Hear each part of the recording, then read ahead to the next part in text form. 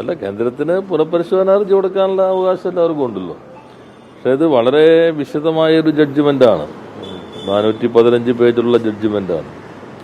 ആ ജഡ്ജ്മെന്റ് ഗവർണറുടെ അതുപോലെ തന്നെ ബില്ലുകളിലുള്ള പ്രസിഡന്റിന്റെയും അധികാരം സംബന്ധിച്ച് ഇതിനു മുൻപ് സുപ്രീം കോടതി നടത്തിയിട്ടുള്ള വിധികൾ, ലോകത്തിന്റെ പല രാജ്യങ്ങളിലും നിലവിലുള്ള സ്ഥിതി എന്താണ്, അതോടൊപ്പം തന്നെ ഇന്ത്യയിൽ തന്നെ നിയോഗിച്ചിട്ടുള്ള വിവിധ കമ്മീഷനുകൾ, സർക്കാരിയ കമ്മീഷൻ, പുഞ്ചി കമ്മീഷൻ, ഇവരെല്ലാം നടത്തിയിട്ടുള്ള ശുപാർശകൾ എന്താണ്, വെങ്കടചെല്ലയ്യ കമ്മീഷന്റെ ശുപാർശ എന്താണ്, ഇങ്ങനെ വളരെ സമഗ്രമായി എല്ലാ വശങ്ങളും പരിശോധിച്ചുകൊണ്ടാണ് സുപ്രീം കോടതി ഈ വിധിയിലേക്ക് എത്തിയിട്ടുള്ളത്. ഒരു ഓപ്പൺ കോർട്ട് റിമാർക്സ്, പൊതുവായ കാര്യങ്ങളെക്കുറിച്ചുള്ള പൊതുതത്വം ആവിഷ്കരിക്കുകയല്ല ചെയ്തിട്ടുള്ളത്. വളരെ കവേഡായിട്ടുള്ള ജഡ്ജ്മെന്റ് ആയിട്ടാണ് ഒരു നിയമ വിദ്യാർത്ഥി തമ്മിൽ എനിക്ക് തോന്നിയിട്ടുള്ളത്.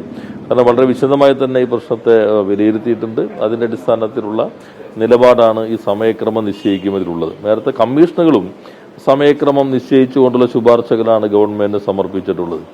ഇവിടെ ഭരണഘടനയുടെ അടിസ്ഥാന ശിലയായിട്ടുള്ള ഫെഡറലിസം, അതുപോലെ തന്നെ ജനാധിപത്യം, ഇത് രണ്ടിനകത്തും ഉറപ്പിച്ചു നിർത്തുന്നതാണ് വിധി. ഈ വിധിയുടെ ഒരു പ്രത്യേകത, ചരിത്രത്തിൽ ഒരുപക്ഷെ ഈ വിധി അടയാളപ്പെടുത്താൻ പോകുന്നത് തെരഞ്ഞെടുക്കപ്പെടുന്ന സംവിധാനത്തെ, ജനാധിപത്യത്തെ മുൻനിരയിലേക്ക് ഉറപ്പിച്ചു നിർത്തുന്ന ഒരു വിധി എന്ന നിലയിലായിരിക്കും.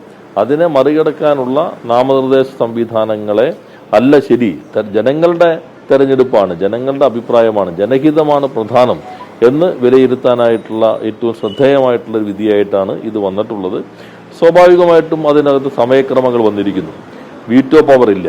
ഒരു കാര്യം കൂടി, അത് ഞങ്ങൾ പലപ്പോഴും വ്യക്തമാക്കിയിട്ടുള്ളതാണ്. ഒരു നിയമം ഭരണഘടനാനുസൃതമാണോ അല്ലയോ എന്ന് വിലയിരുത്താനുള്ള അധികാരം ഭരണഘടനാപരമായി തന്നെ നീതിന്യായ സംവിധാനത്തിനാണുള്ളത്.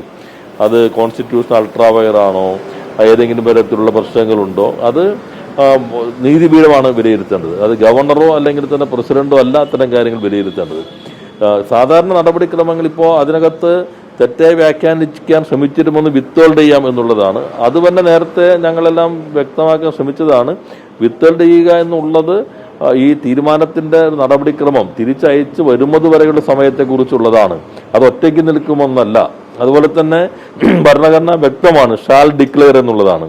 ഷാൽ എന്ന് തന്നെയാണ് ഭരണഘടന അതിനകത്ത് ഉപയോഗിച്ചിട്ടുള്ളത്. അപ്പൊ അതുകൊണ്ട് നിർബന്ധമായും ഈ ദൗത്യം ഗവർണർ നിർവഹിക്കേണ്ടതാണ്. അപ്പോൾ വളരെ വിശദമായ വിശകലനത്തിന് ശേഷമാണ് ഉന്നത നീതിപീഠം ഈ വിധിയിലേക്ക് എത്തിയിട്ടുള്ളത്. ആ വിധി ജനാധിപത്യത്തെ സംബന്ധിച്ചിടത്തോളം ഏറെ സ്വാഗതാർഹമാണ്. അതനുസരിച്ചുള്ള നടപടി ഇപ്പോൾ തമിഴ്നാട് ആ ബില്ലുകളെല്ലാം തന്നെ നിയമമാക്കി മാറ്റിക്കഴിഞ്ഞു. നമ്മുടെ ഇതിനകത്തും ഇനി വരുന്ന കേസുകളിലും ഇതിന്റെ വെളിച്ചത്തിലായിരിക്കും വിധി ഉണ്ടാവുക എന്നാണ് നമ്മൾ പ്രതീക്ഷിക്കുന്നത്.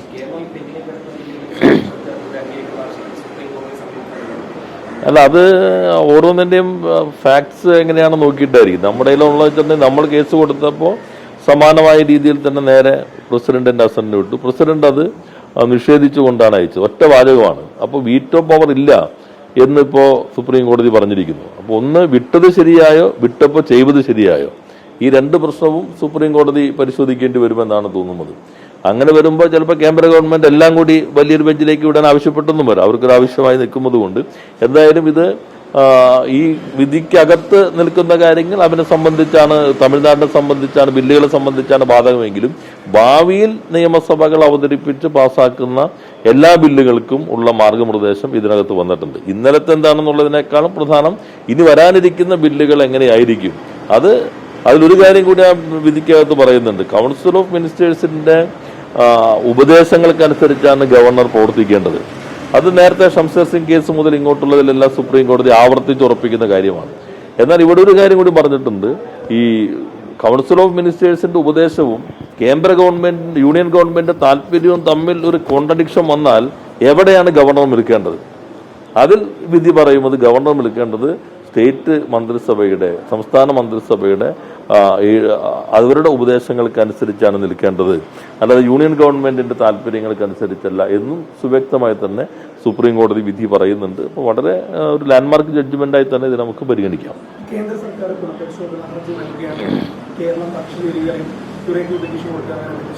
പുനഃപരിശോധന ഹർജി അതിനകത്ത് ആ കേസുമായി ബന്ധപ്പെട്ട എന്റെ പുനഃപരിശോധന മാനദണ്ഡത്തിലല്ലേ വെക്കുള്ളൂ. ആ ബെഞ്ചിലേക്ക് തന്നെ വരുന്നു. അതുമായി ബന്ധപ്പെട്ട കക്ഷികളാണ് അതിന് സാധാരണഗതി. നമ്മുടെ കേസ് വേറെ ആയിട്ടല്ല അതിനകത്ത് വരുന്നു.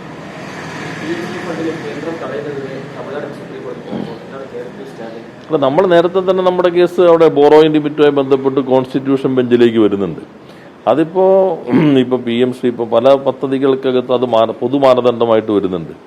ഇപ്പോൾ നേരത്തെ നമ്മൾ ഉഷ പദ്ധതി ഒപ്പിട്ടു, അതിനകത്ത് ഇത്തരം മാനദണ്ഡങ്ങൾ വരുന്നുണ്ട്. ഹെൽത്തിൻ്റെ മാനദണ്ഡങ്ങൾ വരുന്നുണ്ട്. നമ്മുടെ ബോറോവിംഗ് ലിമിറ്റുമായി ബന്ധപ്പെട്ടുള്ള കോൺസ്റ്റിറ്റ്യൂഷൻ ബെഞ്ചിനകത്ത് വരുമ്പോൾ ഇത്തരം കാര്യങ്ങളെല്ലാം തന്നെ അതിനകത്ത് നമുക്ക് അവതരിപ്പിക്കാൻ കഴിയുമെന്നാണ് കണക്കാക്കുന്നത്. അത് നിങ്ങൾ ഉന്നയിക്കുന്ന ആവശ്യമുണ്ടോ? ഓരോന്നും ചർച്ച ചെയ്യുമ്പോൾ ചില കാര്യങ്ങൾ ചിലരുടെ പേരിൽ കിടക്കട്ടെ എന്ന് ആരെങ്കിലും കരുതുന്നുണ്ടായിരിക്കും. ഇത്തരം കാര്യങ്ങൾ എല്ലാവരും വിശദമായി തന്നെ ചർച്ച ചെയ്യും. അത് ഏതെങ്കിലും വകുപ്പിന്റെ മന്ത്രിമാർ എന്ന നിലയിലല്ല, എല്ലാ ആളുകളും ചർച്ച ചെയ്യും. ചർച്ച ചെയ്യുമ്പോൾ അത് ഏതെങ്കിലും ഒരു പാർട്ടിക്ക് ഒരു ഇത് കിടക്കട്ടെ എന്ന് വെച്ചാൽ നിങ്ങൾ ചിലർ ചാർത്തി കൊടുക്കുന്നത് മാത്രമല്ല. അതായത് ആ പറയുന്നതിനകത്ത് ഇന്ന പാർട്ടിയുടെ മന്ത്രിമാർ എതിർത്തു എന്ന് പറയുന്നത് യാതൊരു അർത്ഥമില്ലാത്തതാണ്. ക്യാബിനറ്റിനകത്ത് നടക്കുന്ന കാര്യങ്ങൾ ക്യാബിനറ്റിനകത്ത് ഒതുങ്ങി നിൽക്കുന്നതാണ്. അത് ഏതെങ്കിലും രാഷ്ട്രീയ പാർട്ടിയുടെ അഭിപ്രായങ്ങളായിട്ടുള്ള വരുമ്പോൾ ഇത് സംബന്ധിച്ച് വിശദമായ കാര്യങ്ങൾ ഓരോ ഘട്ടത്തിലും ചർച്ച ചെയ്തുകൊണ്ടാണ് തീരുമാനമെടുക്കുന്നത്.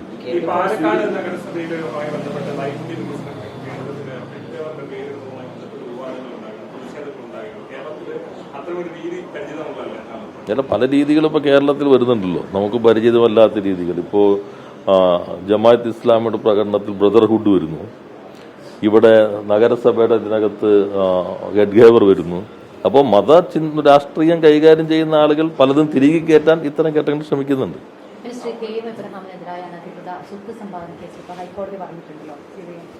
വിജിലൻസ് അദ്ദേഹത്തെ സഹായിച്ചുവെന്നും പ്രഥമ ദൃഷ്ട്യാ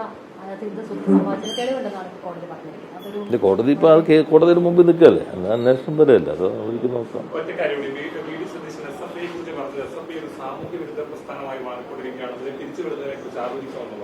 അദ്ദേഹത്തിന്റെ പാർട്ടി തന്നെ എങ്ങനെ നിൽക്കുന്നുള്ള കാര്യം ആദ്യം നോക്കേണ്ടത്. നേരത്തെ തന്നെ നമ്മൾ കണ്ടല്ലോ, ഒരു കൊലപാതകിയെ തന്റെ കുട്ടി എന്ന് പറഞ്ഞ് ചേർത്ത് പിടിച്ച പ്രസ്ഥാനം ഏതാ? ഇവിടെ തന്നെ വന്ന പല സംഭവങ്ങളിൽ SFI ആണെന്ന് പറഞ്ഞുകൊടുത്തേക്ക് എവിടെ പോയി നിൽക്കുന്നു? പ്രത്യേക ഒരു മാധ്യമ പരിലാളനം ലഭിക്കുന്നത് കൊണ്ട് കിട്ടുന്നൊരവസരമാണ് അവർക്ക്. ഇപ്പോൾ ലോ സർട്ടിഫിക്കറ്റിന്റെ തന്നെ ബിരുദം തെറ്റായി സർട്ടിഫിക്കറ്റ്, വ്യാജ സർട്ടിഫിക്കറ്റ് സംഘടിപ്പിച്ചിട്ട് എൻറോൾ ചെയ്ത് വന്ന ഒരാൾക്കെതിരെ നടപടി സ്വീകരിച്ചില്ലേ? ഏതെങ്കിലും ന്യൂസ് അവർ ചർച്ച ചെയ്തിട്ടുണ്ടോ? താൽക്കാലിക ജോലിക്ക് വേണ്ടി സർട്ടിഫിക്കറ്റ് വാങ്ങിയതിന് എത്ര പേജിലാണ് ചർച്ച ചെയ്തത്?